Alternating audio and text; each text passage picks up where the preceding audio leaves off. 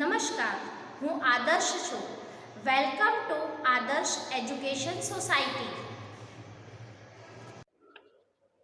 एक व्यक्ति दुकान पर गया। स्कूटर दुकान के सामने खड़ा कर ही रहा था कि दुकानदार बोला, आप अपना स्कूटर वहाँ सामने वाहन रखने के स्थान यानी जगह पर खड़ा करके आइए। सज्जन ने कहा, मुझे ज़्यादा समय तक थोड़े ही रुकना यानी ठहरना है। मैं तो सामान लेकर अभी चला जाऊंगा। दुकानदार बोला, पर दुकान के सामने बीच सड़क पर स्कूटर खड़ा रखना कोई ठीक बात नहीं है। ठीक बात ना होना मतलब अच्छी बात ना होना। अब यहाँ पर हम देखते हैं, एक और उदाहरण देखते हैं कि जब एक व्यक्ति है दुकान पर सामान लेने के लिए जाता है, तो जैसे ही वह अपना स्कूटर खड़ा करता है ना, तो दुकानदार उसको मना कर देता है कि दुकान के सामने और या सड़क के बीच में स्कूटर नहीं खड़ा करना चाहिए। उसे स्कूटर कहाँ खड़ा करना चाहिए? जहाँ पर दूसरे वाहन खड़े किए गए हैं, वहाँ पर जाकर उसे अपना स्कूटर खड़ा करना चाहिए। परंतु जब प्रति उत्तर में वह व्यक्ति कहता है कि मुझे ज़्यादा समय तक नहीं रुकना है, ठहरना है, मैं तो थोड़ा सा सामान लूँगा और चला जाऊँगा, परंतु फिर भी उसने उस व्यक्ति को, उस सज्जन व्यक्ति को वहाँ पर स्कूटर खड़ा रखने नहीं दिया। अब बच्चों, मज़े की बात यह है कि अब हम उस व्यक्ति अर्थात दुकानदार की कथनी और करनी में अंतर क्या है वो आगे देखते हैं। सज्जन ने स्कूटर वाहन खड़ा करने के स्थान पर ले जाकर खड़ा किया और वापस आकर सामान खरीदने लगे। इतने में स्कूटर लेकर दुकान पर एक लड़का आया। स्कूटर दुकान के सामने खड़ा करके वह दुकान के अंदर चला गया। अंदर का अर्थ होता है भीतर। इस पर उस सज्जन ने दुकानदार से कहा, आपने इसे मना नहीं किया? वह बोला, यह तो मेरा बेटा है। कुछ लोग ऐसे भी होते हैं जो आदर्श की बातें तो करते हैं, लेकिन जब उन्हें अपनाना पड़े तो वे आदर्श भूल जाते हैं। यहाँ पर आपने देखा ना बच्चों, किस तरह से दुकानदार की कथनी और करनी में अंतर साबित हुआ या स्पष्ट हुआ। जब सज्जन ने दुकान के सामने सड़क के बीच में अपना वाहन खड़ा करने का प्रयत्न किया तो उन्होंने उसे मना कर दिया। उसी समय जब उसका लड़का है वह दुकान के सामने वाहन को खड़ा करता है तो उसे वह मना नहीं करते दुकानदार। क्यों? क्योंकि वह तो उनका लड़का था। तो इस तरह दुकानदार ने जिस सज्जन से कहा कि आप दुकान के बीच में या दुकान के सामने या सड़क के बीच में वाहन खड़ा करना अच्छी बात नहीं होती है, परंतु वही बात जब उसके लड़के ने की तो उसे मना नहीं किया। अर्थात जब हम कोई बात कहते हैं तो दूसरों को समझाना बहुत ही ज़्यादा आसान था, परंतु वही बात उन्होंने अपने पर अपनाने के लिए उन्होंने मना कर दिया। इस तरह हमें दुकानदार की कथनी और करनी में अंतर नजर आया।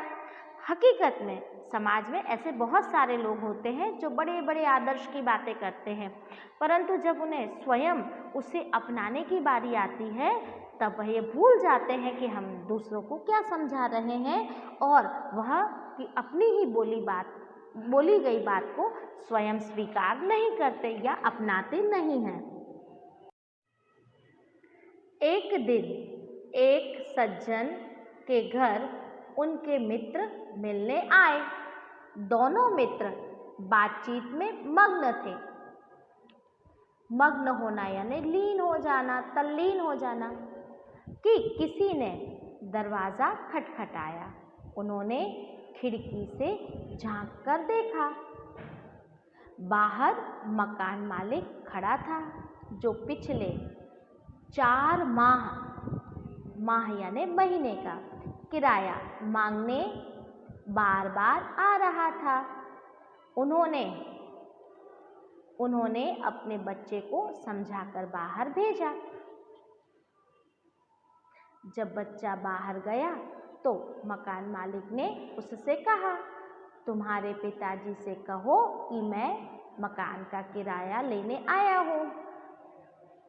बच्चे ने तपाक यानी शीघ्रता से, तपाक यानी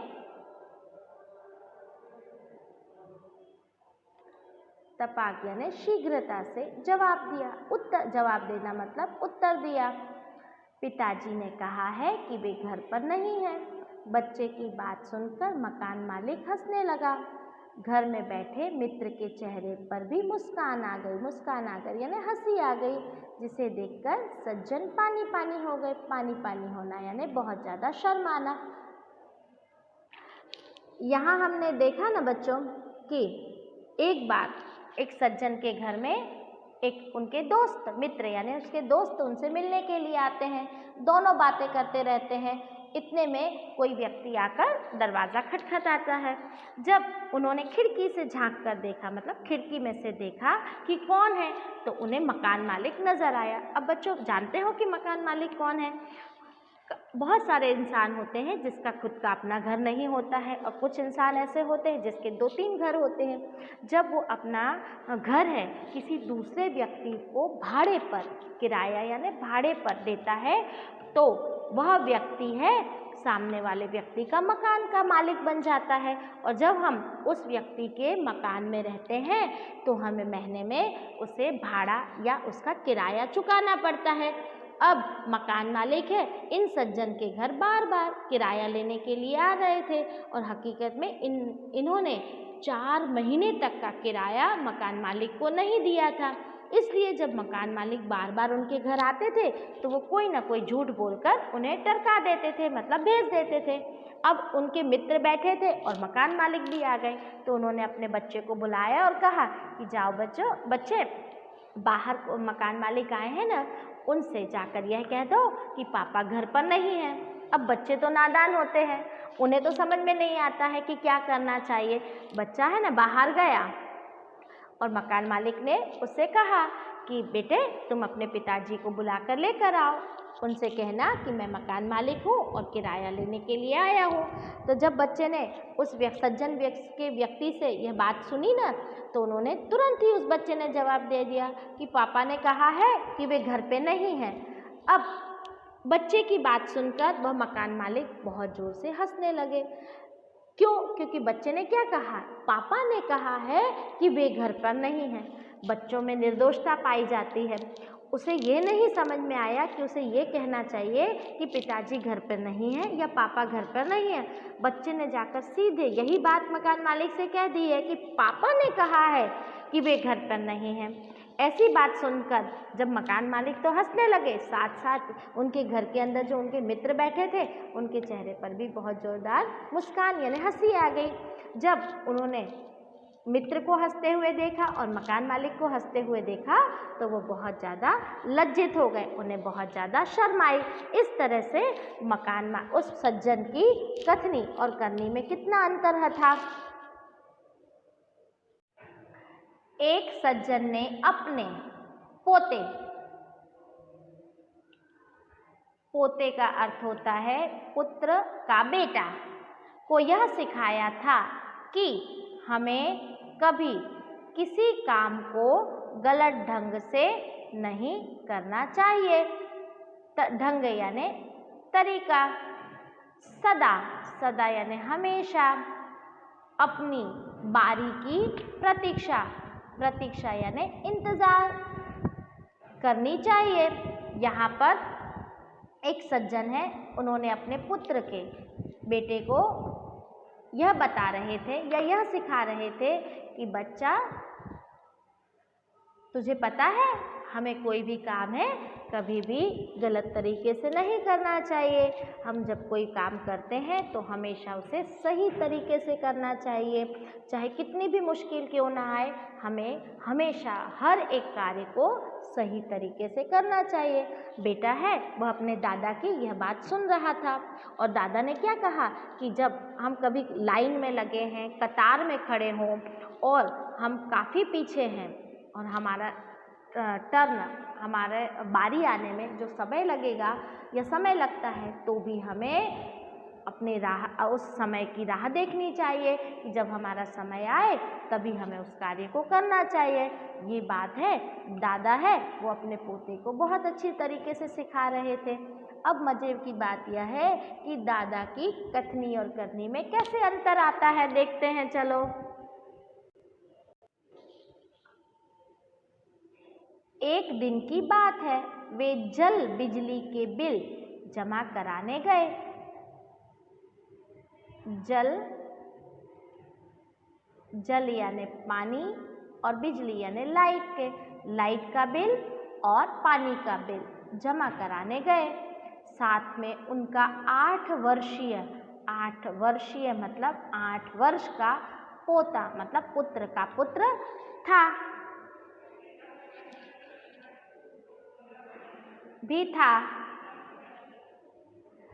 बिल जमा कराने वालों की लंबी कतार यानी यहाँ पर लाइन या पंक्ति देखकर वे कोई उपाय यानी हल सोचने लगे। उन्होंने खड़े हुए लोगों को ध्यान से देखना यानी गौर से देखना। आगे ही एक परिचित मतलब जाने पहचाने व्यक्ति खड़ा दिखाई दिया। वे तुरंत उसके पास गए और बोले, बेटा ये बिल तुम घर पर ही भूल आए, लो इसको भी जमा करा दो।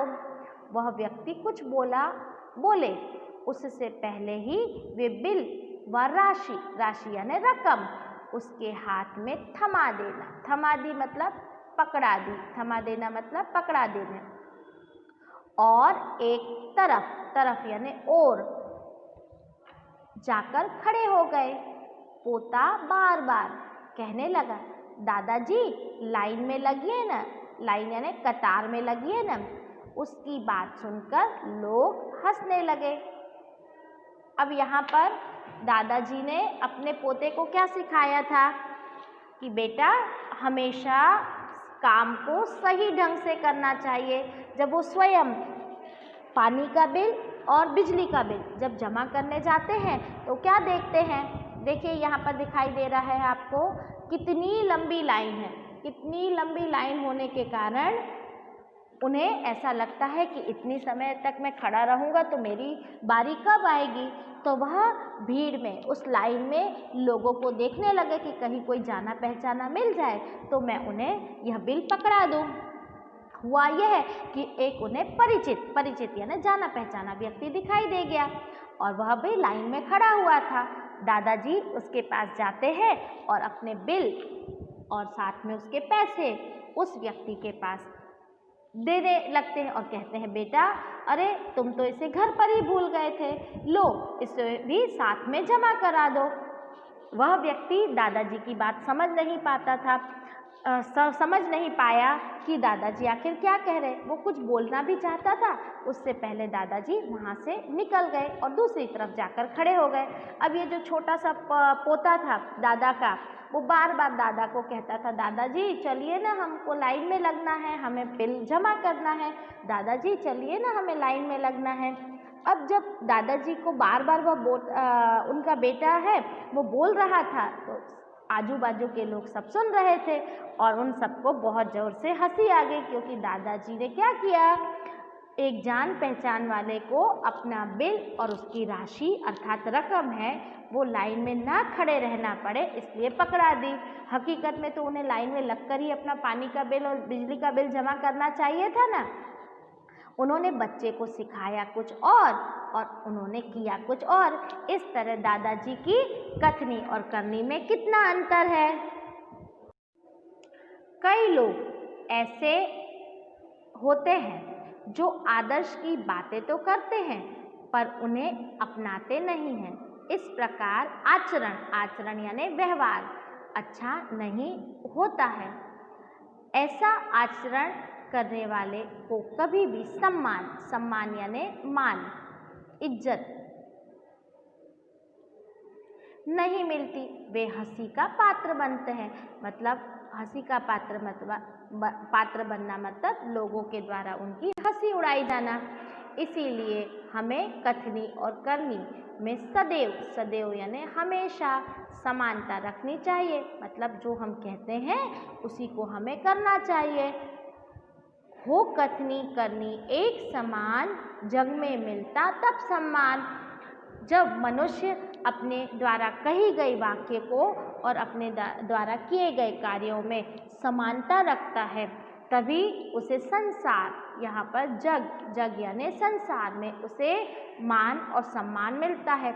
यदि हम अपना समाज में, संसार में अपना सम्मान, मान सम्मान, प्रतिष्ठा पाना चाहते हैं तो हमेशा हमें एक बात याद रखनी चाहिए कि हमारे जो कहे गए वाक्य हैं और हमारा जो किया गया कार्य है, दोनों में समानता होनी चाहिए। यदि दोनों में समानता होगी तो अपने आप ही हमें संसार में सम्मान प्राप्त हो जाएगा। Thank you for joining us.